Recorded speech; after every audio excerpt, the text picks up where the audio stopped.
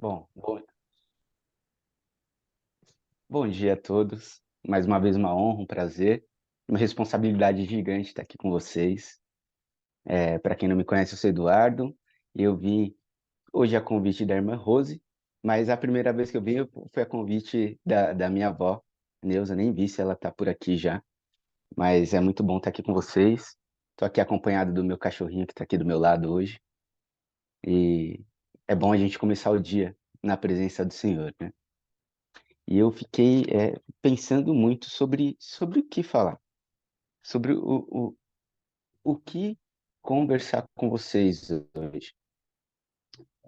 E eu fiquei pensando em falar um pouquinho sobre saúde mental, porque nós conhecemos muito sobre a nossa saúde através da alimentação, sobre exercícios físicos, todos os 8 remédios naturais, né?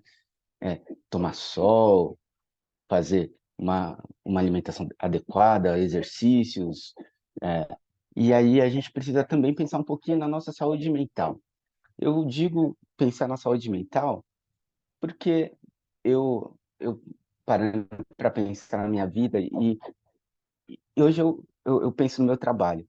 Eu trabalho numa empresa que, quando eu entrei na faculdade, eu queria trabalhar. Demorou muito para eu conseguir esse emprego e quando eu consegui, eu fiquei muito feliz. E hoje eu fico pensando em como lidar com toda essa situação da pressão dentro do ambiente corporativo. E é uma questão que acaba desgastando. E às vezes eu converso com alguns colegas e um ou outro fala, olha, eu não quero mais, eu vou desistir, eu já não aguento mais, porque de fato, há cuidado com a nossa saúde mental. E, e eu queria falar para vocês que a gente não faz nada se não tiver coragem, se não correr os riscos, se não entregar na mão do Senhor e se colocar à disposição dele.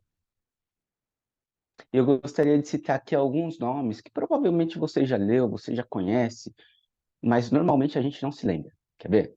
Ó, o primeiro nome é Samua, o segundo nome é Safate, o terceiro nome é Gigeal, o quarto nome é Pauti, o quinto nome é Gadiel, o sexto nome Gadi, o sétimo nome Amiel, o oitavo Setur, o nono é Nabi e o décimo é Jeuel.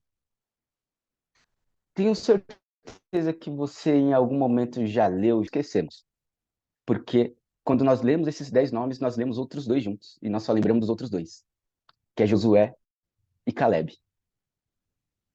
Quando nós lemos lá em Números 13, nós geralmente passamos batidos sobre os outros 10 espias que, quando foram visitar e contemplar a cidade prometida, eles voltaram dizendo que era impossível tomar posse. Mas nós lembramos dos outros dois, que quase morreram porque falaram: não, vamos lá, vamos tomar posse da terra. Vamos porque Deus nos prometeu e ele vai cumprir. Sabe, queridos, é preciso ter coragem para alcançar os objetivos. É preciso ter muita coragem para alcançar os sonhos, para realizar os sonhos. E normalmente nós, quando olhamos para a história, nós só lembramos das pessoas corajosas. Quando nós lembramos aqui, quando nós pensamos na história do Brasil, nós não conhecemos tantos personagens, mas os que nós conhecemos são os corajosos. Quando nós pensamos na história do nosso planeta, as pessoas que são lembradas são as corajosas. Geralmente, quem tem medo, quem fraqueja, quem desiste, não fica para a história, ou não é lembrado na história. Nós lembramos dos que persistem, dos que insistem. E eu gostaria de ler uma história com vocês, que é a história do jovem Davi. Está lá em 1 Samuel, no capítulo 17. E eu vou fazer uma leitura bem breve, é uma história que todos nós conhecemos.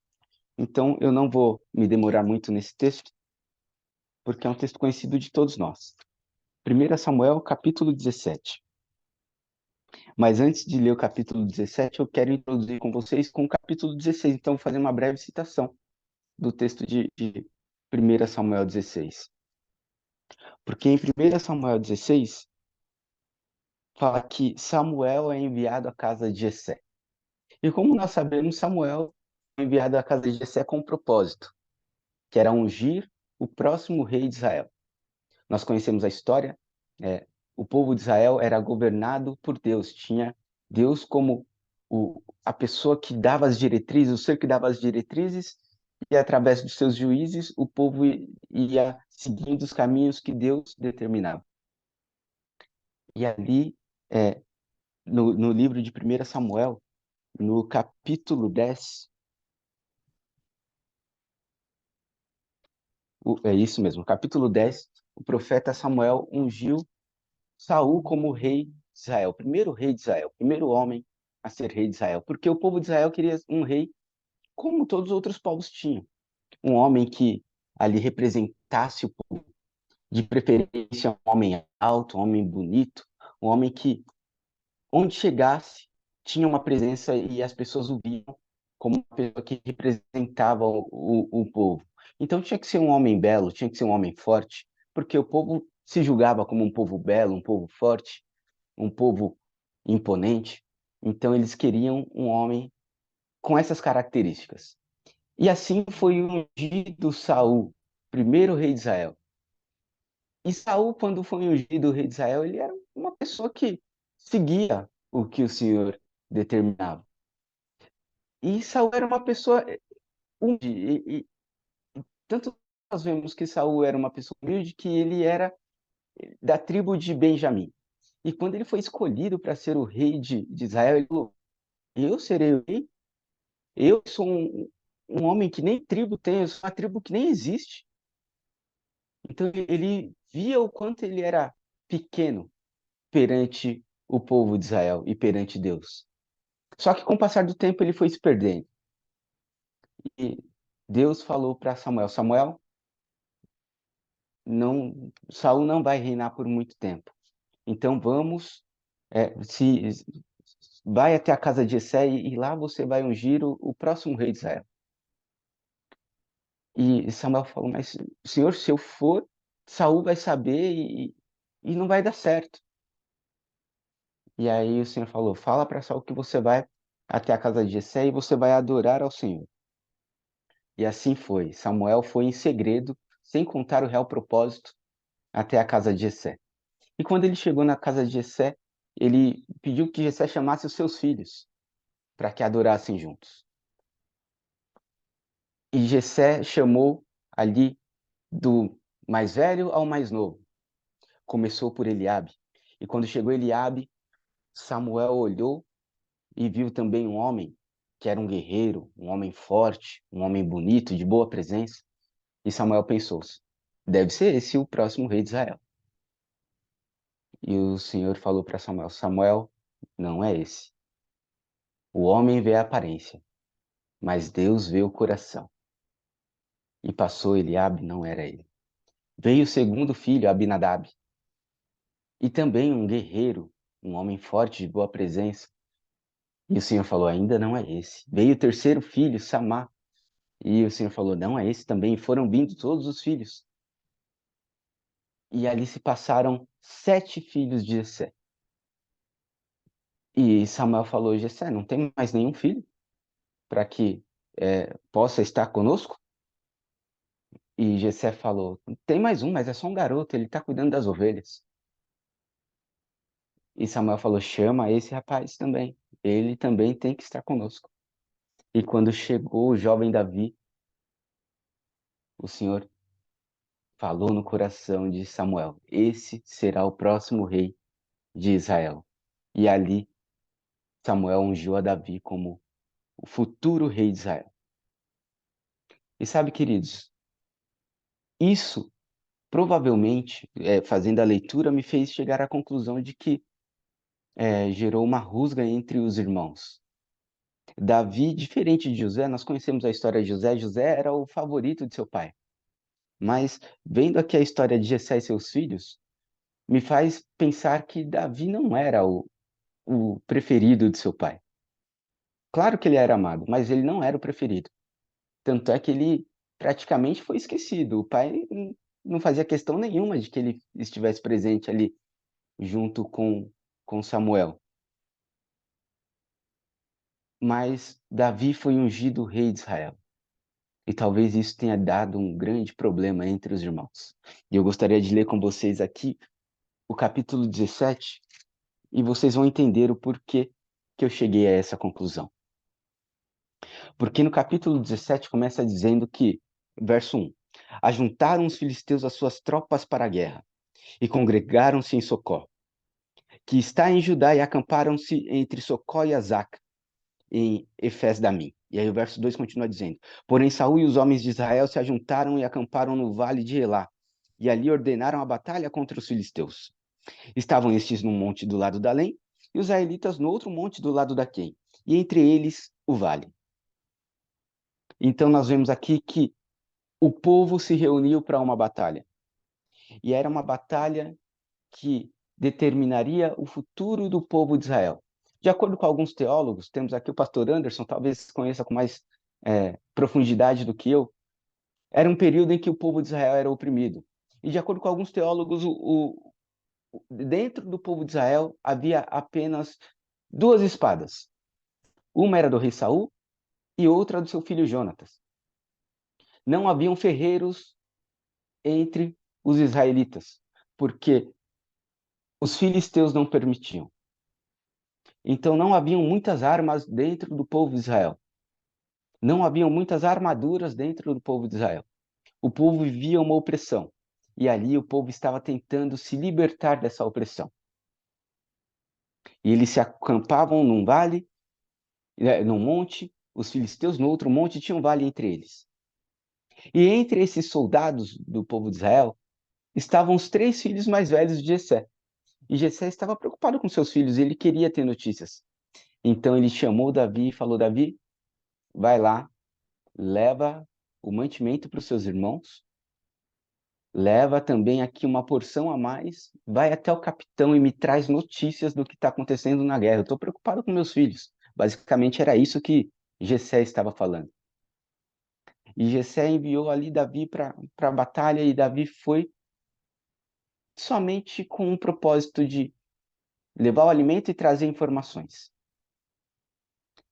Porém, Davi era um rapazinho muito determinado, mentalmente muito preparado. E ele foi ter um encontro com seus irmãos e ficou indignado com o que ele via. Eu gostaria de ler com vocês os versos que estão a partir do verso, deixa eu localizar aqui, 24. E aí, a partir do verso 24, diz assim, ó: Todos os israelitas, vendo aquele homem, fugiam de diante dele e temiam grandemente. E nós sabemos aqui de quem os israelitas fugiam. Eles fugiam de Golias, porque Golias era um homem que punha medo. Quando os soldados de Israel viam o grande soldado Golias, eles fugiam de medo. E o verso 25 continua dizendo assim: E diziam uns aos outros: Viste aquele homem que subiu? Pois subiu para afrontar a Israel. E a quem o matar, o rei cumulará de grandes riquezas e lhe dará por mulher a filha. A casa de seu pai será isenta de imposto em Israel. Olha só a proposta do rei Saul. A pessoa, o soldado que enfrentasse e derrotasse Golias seria uma pessoa rica, se casaria talvez com a mulher mais bela do reino, que era a filha do rei, e a família nunca mais pagaria imposto em Israel. Eu não sei vocês, eu não sou muito corajoso, não, eu admito. Mas se essa proposta chegasse até mim, provavelmente eu aceitaria. Era uma proposta muito boa. Ficaria rico, se casaria com a mulher mais bela e nunca mais pagaria imposto. Olha, digo para vocês que é uma proposta muito tentadora, mas entre os muitos soldados que havia no exército de Israel, nenhum tinha coragem. E sabe por que nenhum tinha coragem? Porque o seu líder perdeu a coragem. O rei Saul se afastou de Deus. Ele se afastou dos caminhos do Senhor, ele se afastou das ordens que o Senhor dava. E isso fez com que ele perdesse a sua coragem. Ele perdesse a confiança que ele tinha. Ele deixou de lado as ordens do Senhor, e isso fez com que ele simplesmente não tivesse coragem. E nós sabemos que quando o líder perde a coragem, os seus liderados seguem o mesmo caminho. É muito rara uma situação em que o liderado contraria o seu líder e toma as próprias decisões. Geralmente, eles seguem o mesmo roteiro, o mesmo caminho. Eles fazem exatamente as mesmas coisas que o líder faz. Eles caminham, eles pisam nas mesmas pegadas. E assim aconteceu com o exército de Israel. Nenhum soldado tinha coragem, por mais tentadora que fosse a proposta do rei, nenhum soldado tinha coragem. E aí o verso 26 diz assim, ó. Então falou Davi aos homens que estavam consigo, dizendo: que farão aquele homem que ferir a este filisteu e tirar a afronta sobre Israel? Quem é, pois, esse circunciso filisteu para afrontar o exército do Deus vivo? E o povo lhe repetiu as mesmas palavras, dizendo: assim farão ao homem que o ferir. Ou seja, falou a mesma coisa. Vai ser rico, vai casar com a filha do rei, e a família nunca mais vai pagar imposto em Israel. Essa foi a proposta que repetiram para Davi. E Davi foi ficando indignado, ele via o filisteu ali, não só falando mal do exército de Israel, mas falando mal do próprio Deus de Israel. E aquilo foi crescendo entre o exército. O exército que não tinha coragem começou a comentar: olha, tem um rapazinho aí que está indignado. E o verso 28, eu falei para vocês alguns minutos atrás que provavelmente a unção de Davi tinha criado uma rusga, um problema entre os irmãos. E o verso 28 me traz as evidências desse problema. Porque diz assim, ó: ouvindo Eliabe, seu irmão mais velho, falar àqueles homens, acendeu-lhe a ira contra Davi e lhe disse: por que desceste aqui? E a quem deixaste aquelas poucas ovelhas no deserto?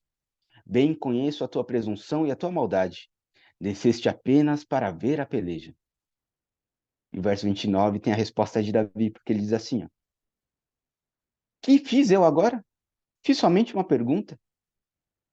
Então nós vemos que o irmão de Davi carregava consigo um sentimento de que Davi era uma pessoa que queria ver somente a maldade. Que Davi não estava de fato interessado em levar informações, em levar o alimento para eles. Mas ele queria somente curiar o que estava acontecendo. E sabe, queridos, muitas vezes nós estamos dentro da igreja, nós temos planos, grandes planos, bons planos para a casa de Deus. E muitas vezes os nossos irmãos dentro da igreja dizem: olha, você só quer aparecer, você não, de fato não tem boas intenções. Você só quer se destacar por algum motivo. Eu te conheço. Muitas vezes isso acontece dentro de uma comissão de igreja. Muitas vezes isso acontece até mesmo com os nossos familiares, como aconteceu com Davi. Eu conheço a tua maldade, foi o que disse o irmão de Davi.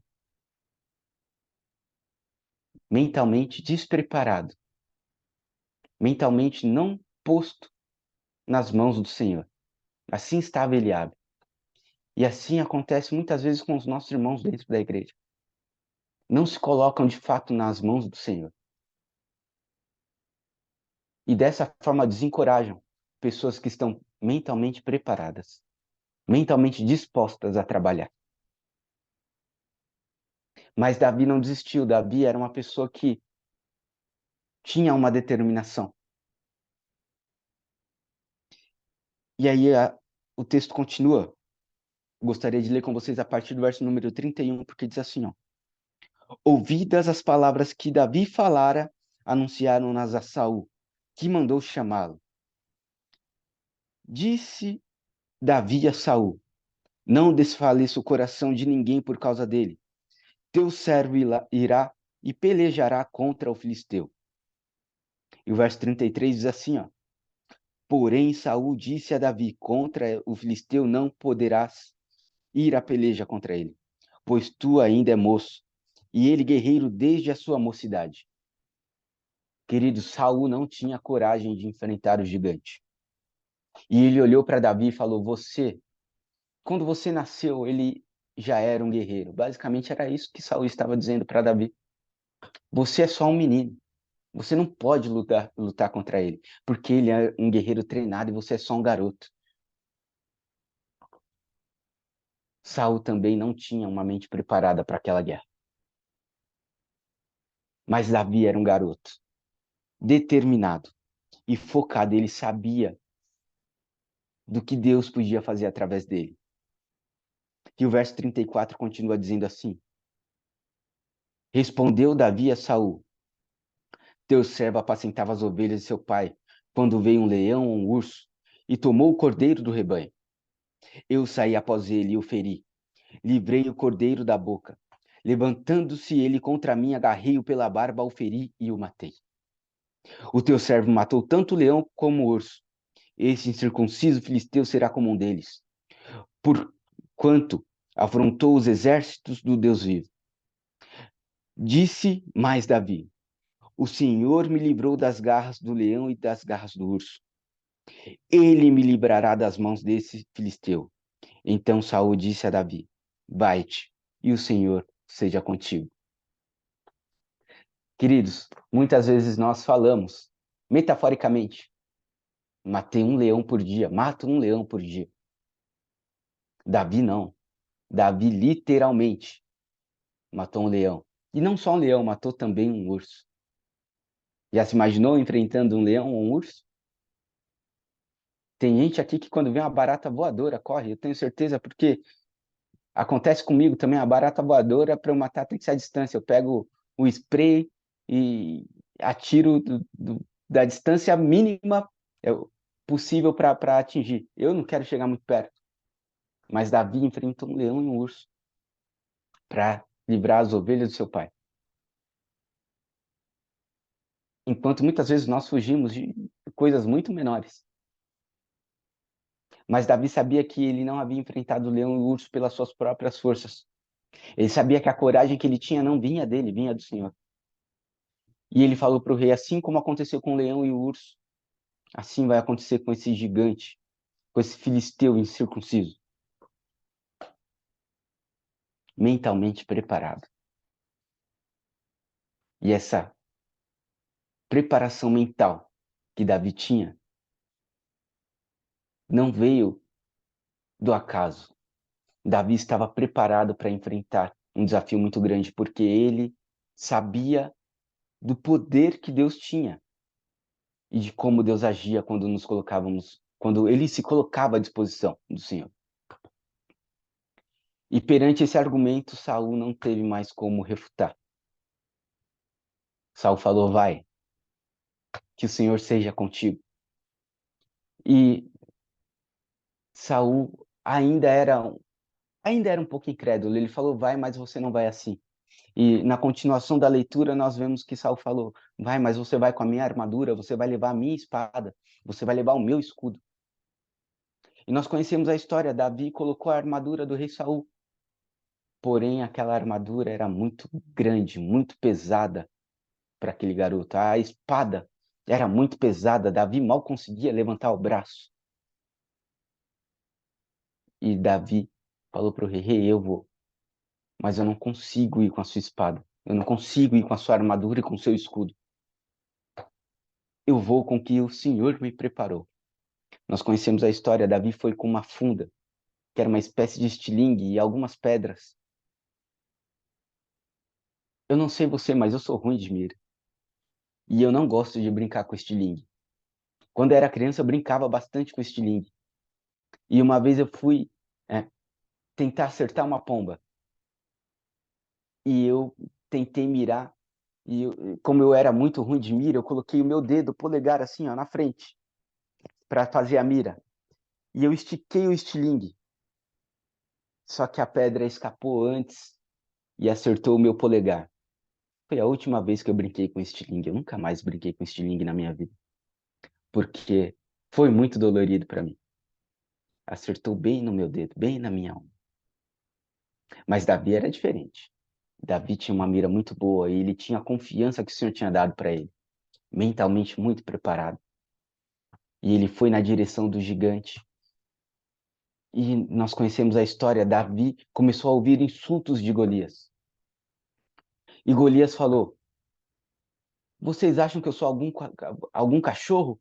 Vocês mandam para mim uma criança com pedras? Vocês acham que eu sou algum cachorro para ele me espantar com pedras e um estilingue e uma funda? Eu vou deixar o corpo dessa criança aqui para que as feras o comam. E Golias não tinha confiança nenhuma de que Davi poderia ser um oponente à altura para ele. Golias não se defendeu. Ele estava muito confiante naquela batalha. E nós conhecemos a história, Davi pegou a funda, ele girou, girou, girou a funda e ele arremessou contra Golias. E eu fico imaginando a força que Deus colocou naquela funda, porque ela foi com muita potência. E ela foi numa direção em que, quando Golias se deu conta de que iria atingi-lo, ele não teve mais tempo para se esquivar. E a pedra acertou bem no meio da cabeça de Golias. E Golias caiu zonzo.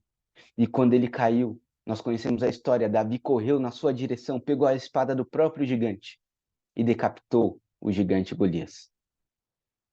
Nós conhecemos a história e diz que o rei Saul mandou para o campo de batalha para enfrentar o seu maior oponente, uma pessoa que ele não conhecia, porque o texto diz que quando Saul viu o que havia acontecido, ele perguntou para o seu capitão: Quem é esse jovem? De quem ele é filho? E o seu capitão respondeu: Tão certo como vive o rei. Eu não sei de quem se trata, eu não sei de quem ele é filho. Davi foi para o campo de batalha como um anônimo, mas ele voltou sendo engrandecido. Ele voltou para Israel, ele voltou para Jerusalém. E nós conhecemos a história porque as mulheres cantavam que Saul matou os seus milhares, mas Davi matou as suas dezenas de milhares. Sabe, queridos, eu imagino que Davi, enquanto enfrentou ali o leão e o urso sozinho com as ovelhas, ele tinha pensado: Senhor, por que comigo? Por que eu passo por um desafio tão grande? Por que eu? Eu que sou só um garoto. Um leão e um urso, Senhor. Por que esse desafio para mim? E eu imagino que você, às vezes, passe por algum desafio na sua vida e questione: Senhor, por que logo comigo? Eu sou tão pequeno, eu sou tão fraco, Senhor. Eu não dou conta. Será, Pai, por que comigo esse desafio? E assim como foi com Davi, Davi estava sendo preparado para algo muito maior. Assim também é com você. Deus está te preparando para algo muito grande. Algo muito grande. Talvez você não veja a vitória aqui nessa terra. Talvez você não veja, mas na eternidade você vai ver com certeza.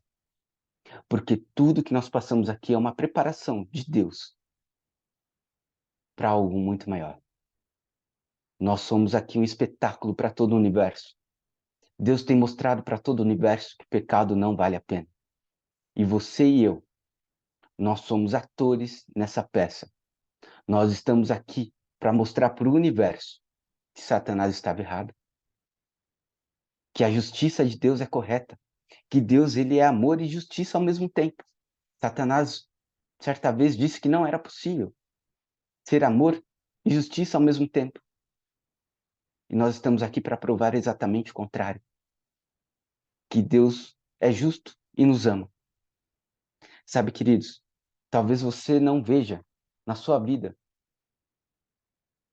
motivos para enfrentar problemas tão grandes e nem forças para enfrentá-los. Mas Deus, Ele é forte. Ele nos capacita, tanto física quanto mentalmente. Queridos, eu gostaria de contar para vocês uma história que aconteceu comigo há cerca de 2 anos atrás. Eu trabalhava no Hospital Adventista de São Paulo e eu era supervisor de faturamento no Hospital Adventista de São Paulo. E nós tínhamos prazos para entregar os nossos faturamentos aos convênios. E se a gente perdesse o prazo, nós ou prorrogávamos o pagamento para um prazo muito longo, ou nós perdíamos o pagamento, dependendo do convênio. E tinha um convênio que atendia funcionários públicos. E esse convênio tinha um prazo e o sistema dele era muito complicado. E nós tínhamos o prazo de entrega até o terceiro dia útil do mês. Então começou ali, eu me lembro que era novembro, e começou o mês de novembro e eu comecei a falar para a minha equipe, as pessoas que cuidavam daquele convênio específico, vamos entregar tudo desse convênio na sua plataforma. E a plataforma estava com problema. E chegou o terceiro dia útil do mês, a gente correndo, tentando fazer a entrega do faturamento, mas com muita dificuldade. E eu entrei em contato com a representante do convênio e falei, olha, nós não vamos conseguir fazer a entrega desse faturamento, porque o sistema de vocês está com muito problema e a gente não consegue faturar as contas. E ela falou, Eduardo, tudo bem, então vamos fazer o seguinte, vou te dar mais alguns dias, a gente está ajustando o nosso sistema, porque de fato ele passou por uma atualização e estamos com problema, não é só vocês que estão reclamando, então eu vou dar mais um prazo para vocês, mais uma semana, e vocês entregam o faturamento, tudo bem? Eu falei, excelente. Então vocês vão me entregar no dia 10 até as 15 horas, tudo bem, Eduardo? E eu falei, perfeito. Me formaliza, por favor, por e-mail, essa informação para que a gente possa fazer a entrega. E ela formalizou a informação por e-mail e chegou o dia 10. No dia 10, o sistema já tinha funcionado normalmente, já estava estabilizado e nós fizemos o faturamento no decorrer daquela semana. E quando chegou o dia 10, eu logo cedo chamei a equipe e falei, vamos juntar todo o faturamento para entregar. E nós tínhamos o prazo até as 15 horas, e eu pensei, nós temos até aqui meio-dia para fazer, juntar toda a documentação para fazer a entrega da parte física do documento. Já havíamos feito a entrega digital.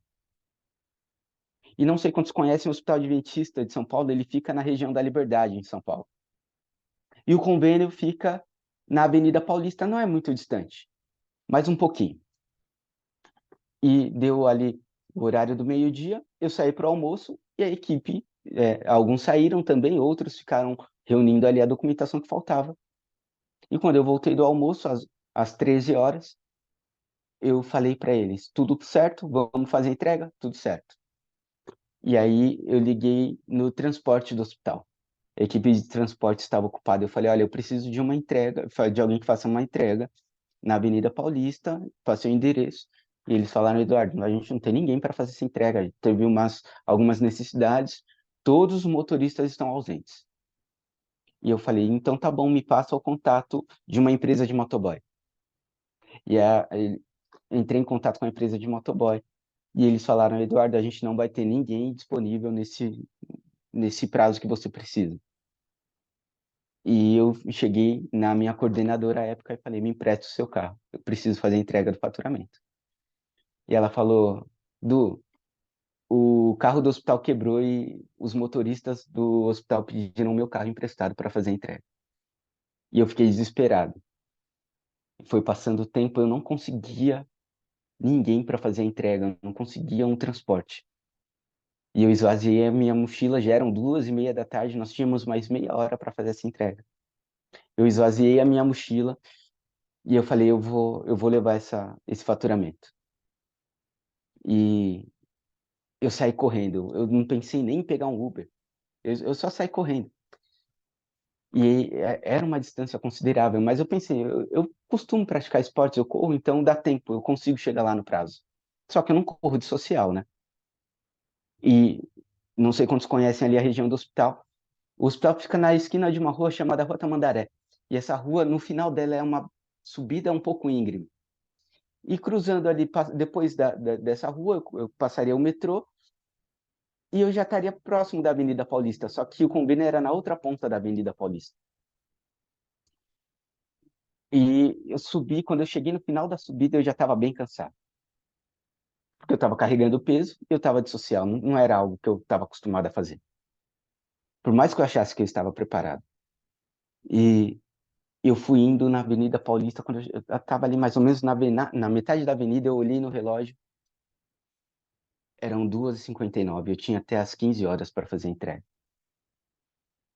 E eu falei, senhor, o senhor sabe que eu não vou ganhar um centavo a mais por conta disso aqui que eu estou fazendo. O senhor sabe que esse dinheiro não é meu, esse dinheiro é do seu hospital. Senhor, eu preciso que o senhor pare o tempo. Eu preciso que o senhor pare o tempo, porque senão eu não vou conseguir entregar o faturamento, não vão nem permitir que eu entre no prédio após o horário. E eu estava ali ainda um pouco distante, e quando eu entrei no prédio, eu olhei no relógio, eram 3h05 da tarde, eu tinha passado do horário. E tinha algumas pessoas na recepção do prédio fazendo ali algum cadastro para acessar algum dos andares. E eu tentei furar a fila delas porque eu estava desesperado. E não deu certo. A recepcionista pediu para eu voltar para a fila, e eu voltei para a fila, mas eu estava desesperado. Eu falei para minha chefe, eu mandei mensagem para ela, eram 3h07. Eu falei, olha, eu cheguei aqui, mas eu não sei se eu vou conseguir fazer a entrega, porque eu cheguei um pouquinho depois do prazo. E eles são bem rigorosos com relação ao prazo. E a recepcionista me atendeu e ela me entregou um papel para que eu acessasse o prédio. Era um papel com QR Code para eu encostar ali na catraca e ele já me direcionaria para o andar que eu precisava. E quando eu olhei no papel, o papel dizia que eu havia chegado às 14h52. E eu consegui acessar o prédio, eu consegui subir até o andar que eu precisava, só que quando eu cheguei no andar já eram 15h05. Desculpa, 15h15. E a pessoa que precisava receber o faturamento, ela olhou para mim e falou, Eduardo, eu não vou receber mais porque o prazo era até as 15 horas e já são 15h15. E eu peguei o papel que haviam me entregado na recepção, falei na recepção, eu falei, olha, o papel que eu peguei na recepção disse que eu cheguei aqui às 14h52. E ela recebeu o faturamento. Era um valor bem considerável, beirava ali quase R$ 1 milhão. Que se eu não entregasse naquele prazo, o hospital receberia, se recebesse, depois de 6 meses. Mas só deu certo porque eu me coloquei à disposição. Eu te convido a se colocar à disposição de Deus. Eu gostaria de ler com vocês mais 2 versos para a gente finalizar. O primeiro verso está lá em 2 Coríntios. 2 Coríntios, no capítulo 12.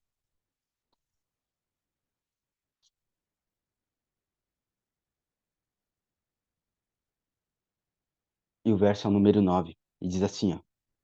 Então ele me disse, a minha graça te basta, porque o poder se aperfeiçoa na fraqueza. O poder de Deus se aperfeiçoa na minha e na sua fraqueza quando a gente se vê impotente, quando a gente se vê num beco sem saída.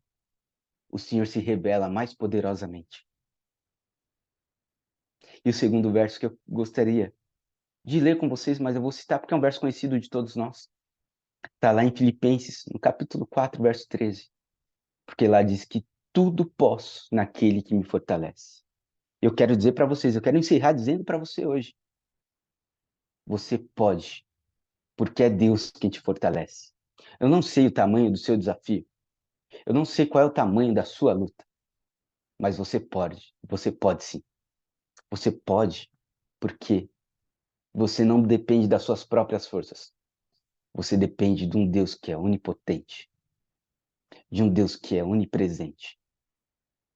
Você depende do Todo-Poderoso, do Criador do Universo. E Ele está contigo. Basta você crer, estar mentalmente preparado, porque Deus vai realizar através de você e por você. Eu gostaria de fazer mais uma oração. Você ora comigo? Vamos fechar os nossos olhos?